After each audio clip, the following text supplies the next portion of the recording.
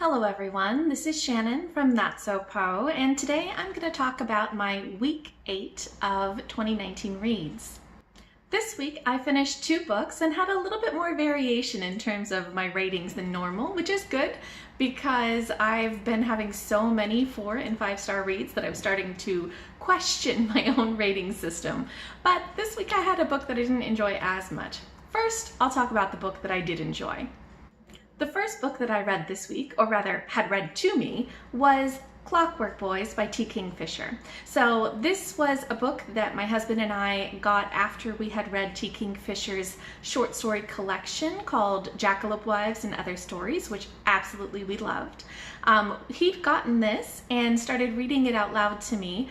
And it was just such a nice book to have read out loud to me. It was a very fun, very silly, very enjoyable adventure of a group of misfits who are on a suicide mission to try and gain information about an enemy state who has these clockwork boys, these giant monster machine things, which it is using to attack their hometown, and their dowager queen has sent them to go and find out information about it, but all the previous groups who have gone to do so have ended up dying. So this is a group of kind of the last dregs of people that the dowager can send, and it's very sweet. It's kind of a D&D type of adventure. They are going on a long journey, stopping at inns, fighting against magical creatures, and there's a lot of humor throughout the whole series. In particular, I really liked Brenner, who is an assassin.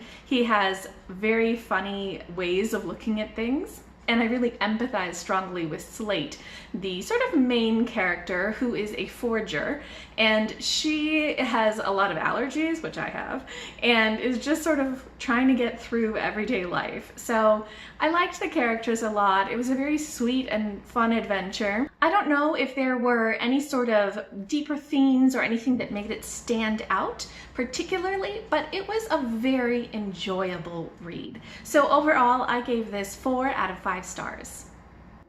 The second book that I finished this week wasn't quite so much my cup of tea. It was Unforgivable Love by Sophfronia Scott, and this was the group read for the Soul Lit-a-thon, which is hosted by Didi at Brown Girl Reading, whom I'll link below. And this book was a retelling of Dangerous Liaisons, and I've never read Dangerous Liaisons before, and I don't think I ever will, because my main issues with this book revolved around plot and characters.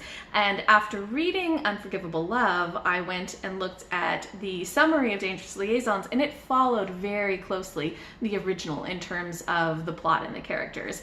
And I think that book was meant sort of as a warning and sort of a book to show what not to do. It was also a little bit of a soap opera, and those sorts of things carried through in this retelling, and that part I didn't like so much. So basically the storyline is that there are 2 characters in the retelling. Their names are May and Val, and they are both pretty bad characters. They're rich, they're spoiled, and they are perfectly happy to ruin other people's lives just for their own enjoyment or revenge. And the book centers around them coming up with a plot to sort of ruin the lives of a couple of innocent people as revenge for minor slights done to them.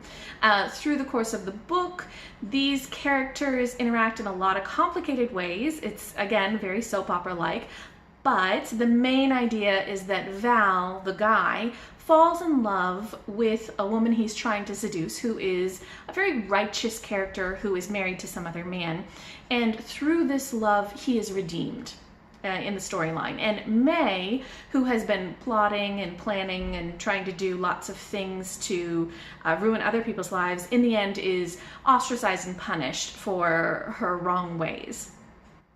So what I liked about this book, about Sophfronia Scott's version, is that it is set in the 1940s in Harlem, and the setting is amazing. It's absolutely beautiful. I loved her descriptions of all of the places. You really felt completely drawn in to the setting. So that part was amazing. However, Like I said, that soap opera storyline and sort of these very difficult characters did not work for me.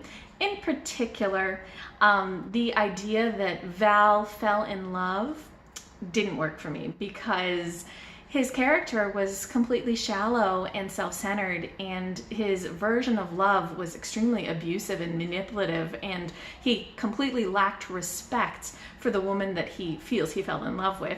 So that storyline of redemption didn't work for me. I couldn't like any of the characters. Even the ones who were supposed to be innocent came off as naive and foolish and unlikable for me, really. So at the end, I was left with just an annoyance with every single character, as well as a little bit of a frustration that Val was redeemed through love, even though I didn't feel it was real love, and May, the woman, who was basically on par with Val in terms of what she did, was completely ostracized by society, and I felt like that's kind of a sexist outcome. Admittedly, it's part of the original story. But I do feel like if you're gonna do a retelling, maybe you could change some of these ideas to update them a little bit. Then again, you know, do you really want to go changing a classic? I don't know. In any case, I do think that Sophfronia Scott's writing was very beautiful. Her settings and sort of ability to storytell was very pretty, but I could not like the story itself. I didn't like the plot, I didn't like the characters, I didn't like the experience of reading the book. So for me, this was a 2.5 out of 5 stars, which I feel a little bad giving because I think it's just because I don't like the plot line of Dangerous Liaisons, but that is what it is, so oh well. In any case, that was my reading week. If you have read either of these books and have thoughts, please comment below, especially if you have read Dangerous Liaisons and you have thoughts about the plotline or characters, or if you're doing the read-along and have read Unforgivable Love, I'd love to hear what you think. I hope you had a great reading week, and I will catch you next time.